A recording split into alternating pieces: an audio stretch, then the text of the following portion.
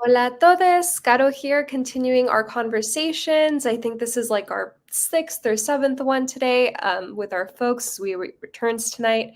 We've spoken with compas about what's happening in Georgia, Argentina, Florida, Texas, California, and right now I'm especially excited to be joined by Kelly, co-director with Siembra in North Carolina. Kelly, I can toss it to you for a quick intro, and then we can get started on hearing what's happening on the ground out there. Absolutely. Thanks for having us, Gato, and for holding down, just these really rich conversations about how our gente are doing in this moment. Hey, folks, my name is Kelly Morales. I'm co-director of Siembra NSE. Siembra really got started back in 2017 under the Trump administration when we started seeing our gente really struggle around some of the immigration policies that the administration brought about, and as a direct result, seeing family members, seeing children get ripped apart from their parents at such an early age, and with these really unfair policies. So we were really clear in 2017 that the only way that we were going to be able to actually fight for el buen vivir and fight for living in a state, in a country where family separation is not a thing that is possible, but also a place where we don't have to work 3 jobs to be able to pay rent, also a place where we can live in peace without having to worry about police brutality, and just be able to live a good life, right? We knew that if we were going to have life of dignity, we needed to band together, and we needed to create a base and groups of Latinos that were willing to not just sit it out, but to be able to come together and do something about it. And so that's what we've been doing. We've been taking action in multiple ways in the last years. It looked like fighting to stop family separations. That fight over the years has also looked like banding together to stop things like wage theft. North Carolina currently has the worst worker and labor protections in the entire country. We're also one of the fastest growing Latino populations in the South. And those two things are not unrelated or a coincidence. And so, yeah, we've been organizing and continue to organize for this future that we believe we deserve. We have members across 8 to 9 different counties across the entire state. And as I'm here, talking a little bit about what our work has looked like and what this moment means for us, we actually have over 80 different members and canvassers across the state that are actually knocking across the state for this upcoming election. And so we know that getting our gente out to vote that can vote is just one of many ways that we can actually protect each other. Gracias, Kelly. And thank you for bringing up the theme of, banding together and protecting each other. I want to ask and start off by asking how folks are doing in the aftermath of Hurricane Helene.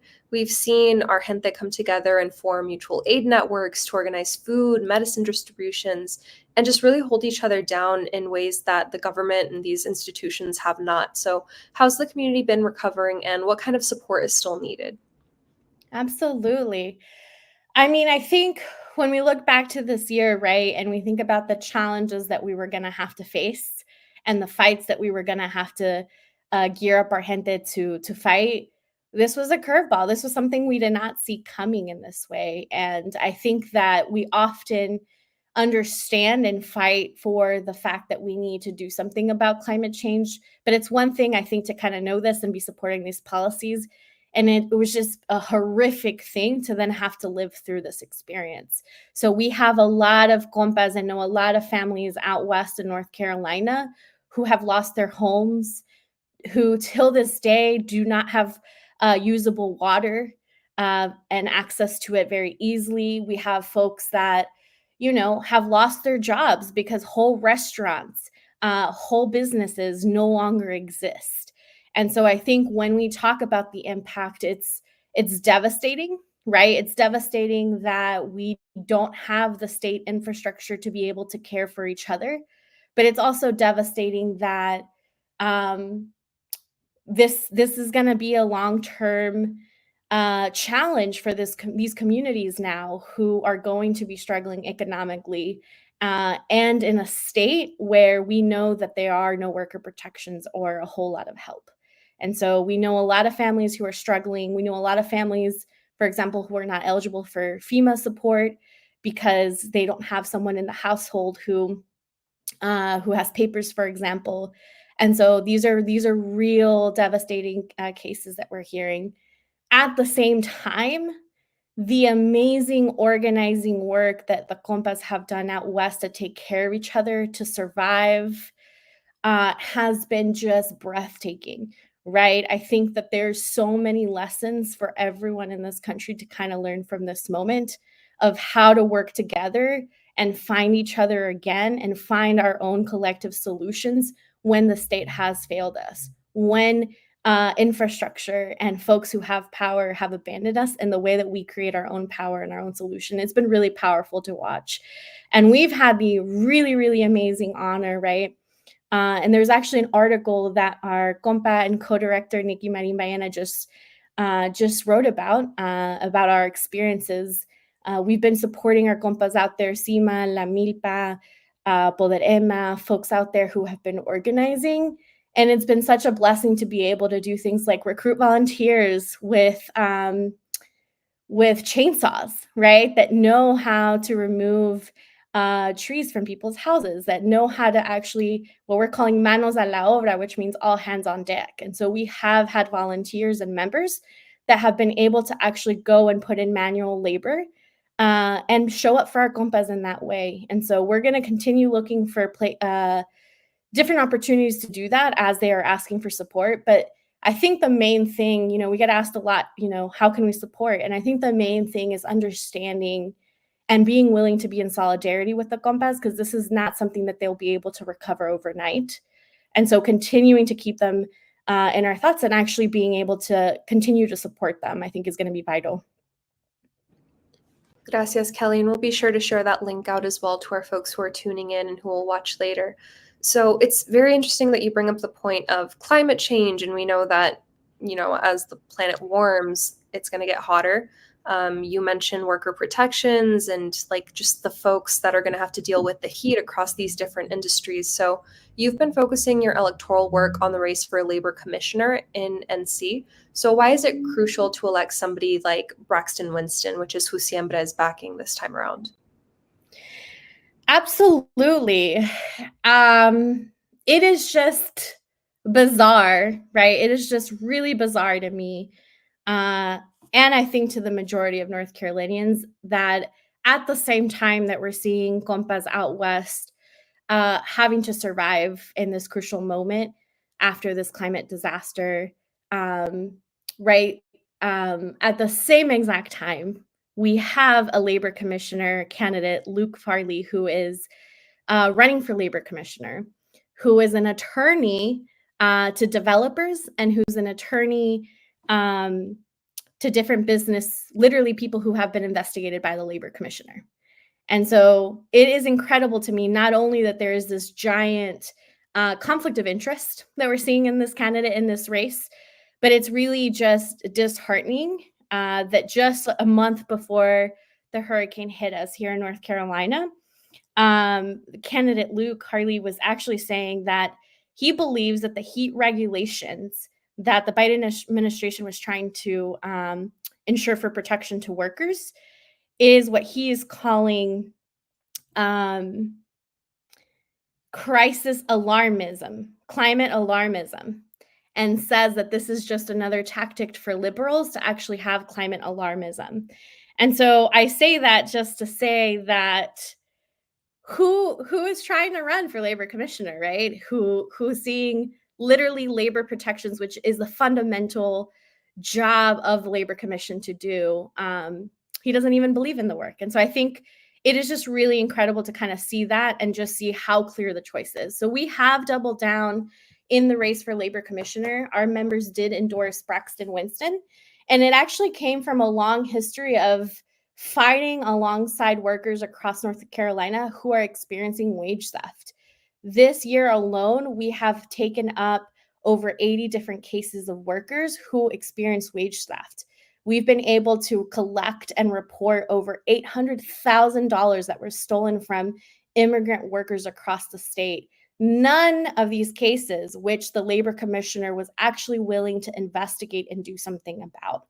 And so when we say that we're backing Braxton Winston. And as we're knocking, we're actually about to get to 125,000 doors tonight of having really rich conversations and talking to people how we need to elect people like Braxton Winston who understand that we need to come together and invite workers to actually solve this problem in North Carolina. It is not okay for us to be the first, one of the best and first states and businesses and be dead last in labor protections. It's unacceptable. Yeah, you mentioned how Siembra has mobilized against, wage theft, against ICE, and so much more. So, for folks who are watching who aren't super familiar with North Carolina, what are some of the other key issues that are motivating our gente to come out and vote this election cycle? And can you share just a little bit about what the Latina community looks like out there? So, what are some main concerns, main priorities for voters in that state? Yeah, absolutely. So, in North Carolina, right, we have about 50,000 Latinos turn 18 and become eligible to vote each year. And so when we talk about the Latino community here, we of course have hundreds and thousands of folks that have been here for several generations that are second generation immigrants in rural counties like Randolph County, Alamance County. But we also have a lot of just young folks who are going to be the very first in their family to be eligible to vote this year. And so we're seeing more and more folks who, for the first time, are seeing how do elections work here in the US and trying to make sense of what is in their best interest in this moment. And so we have a lot of folks that also come from Florida, that come from surrounding Georgia and other surrounding states where they experienced rent insurance going up, and they're trying to come to a state where we have historically had more affordable housing in comparison to neighboring states. I think the problem and the challenge that I think a lot of us face is that while it may be true that our rent is definitely more affordable than other states like Florida, it's also true that once you get here, the working conditions are very terrible. And so, what we're hearing time and time again at the doors is we're hearing people say that the electricity bill is too high, right? That the monopoly, Duke Energy, just keeps raising electricity bills, but their pay is literally $7.25 or $8 an hour, and it's not increasing. So being able to pay for bills, being able to pay for their rent, being able to have better working conditions. We hear a lot of people say that they're not able to actually take time off to go on vacation. They're not actually able to take time off to take their kids to appointments. And so what we're seeing time and time again is that when we talk about immigrant rights, we're also needing to talk about workers' rights. And I think those two go interchangeably. And so I would say that that is the first most issues. And then the other thing is that folks are very wary of what's going to happen with immigration in the state and in the country with this election. And I think it's safe to say that the choice is very clear. And there's still a lot of work that we need to do when it comes to having candidates that are going to support actual just border policies. And so I think we're hearing folks just kind of struggle with that tension. Thank you, Kelly. Last question, última preguntita from us. If there are any final words that you would like to share with our audience about Siembra's work, and where can our viewers support your work? So, any social media plugs that you want to give us? Absolutely. I think that as we get ready to kind of go into the last bit of this night and start kind of seeing folks actually start to see the ballot counting start to happen, I just want to really center us on something that we're really clear about in Siembra NC, which is that the work, no matter who wins tonight, is going to continue. And to me, it's really, really clear that no matter who wins, it's going to be having each other and having a political home where we can come to and wrestle with how to luchar is going to be the thing that gets us through the next 4 years, regardless of what ends up happening tonight. And so I feel really clear about that. I also feel really clear about look, I think in North Carolina, we've never had a program to this size before. You know, we've never been able to, this is the first time that a Latino group is able to knock on 125,000 doors around the state. That's never been done before. We also registered 5,600 people, right? These are people that were not going to vote, that were sitting it out, that were dreading registering, that we were able to actually believe that they deserved better. And so I think independently of what happens in this election, I feel very clear that the mission is to continue to help people see that we have options and we don't have to just sit this out. And when I mean this, I don't mean just the elections, but I mean literally demanding more from those that are going to be in elected positions. I mean, literally starting to dream of beyond just not having to work 3 jobs. Like, what is it that we deserve? And what is the job of the state? And what is the job of government, if not to actually ensure that we can live life of dignity? And so I think we're really clear about that. And yeah, just feeling really, really like we've already had so many wins this year, and just going into this moment with that in mind. Gracias, Kelly. La lucha sigue. Thank you for centering and grounding us. Thank you, everybody who has been watching throughout the day, who will continue to tune in. We have a ton of other great conversations lined up at the top of every hour. So again, thank you for joining us. Y gracias, Kelly, for sharing the space with us.